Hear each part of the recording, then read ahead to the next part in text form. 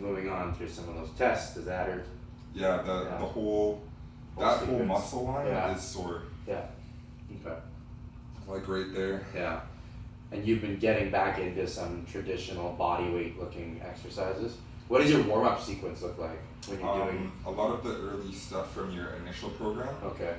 So like the sun salutation walk-ups. Yeah. Like the rotations, the ones where you're on a knee with your leg out, touching the ground with your elbow. Okay. Just a lot of that stuff. A lot of mobility drills. Okay. Any of that hurt? Nope. It's tight though. Yeah. Yeah, it's really tight. It's like when you move almost to the acetabulum. Right. That's kind of where He's getting fancy, folks. He's also been trained in these components. Acetabulum. I haven't heard that one in a while. I like it.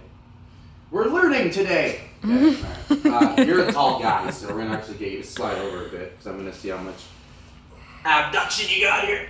All right. Tell me if anything hurts. Does it hurt anywhere here? No. No, still? No. Look how tall he is, covering everything. Tight though. Yeah, just tight right there. Yeah. Okay. Cool. All right. You can put it back in there. Let's see if we get any pain back here. Does that hurt? No. Does that hurt? No. Okay. Anything around there? No, just tight. Okay. Get you to roll onto your left side.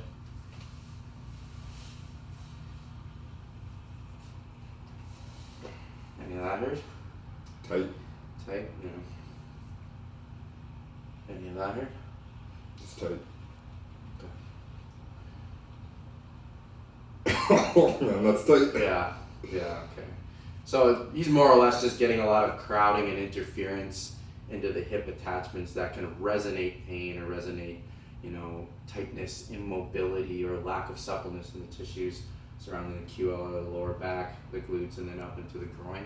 So there's going to have to be a comprehensive release strategy or a comprehensive mobility drill sequence that helps us allow us to get into some of those extreme positions and leverage some form of, postural alignment in certain joints, and exposing or intentionally getting some end range extreme mobility, ranges of motion. So more or less some controlled articular rotations in some extreme positions such as shin boxes, slower moving and eccentric work where he's in particular postures kind of in a side profile will help alleviate some of these problems.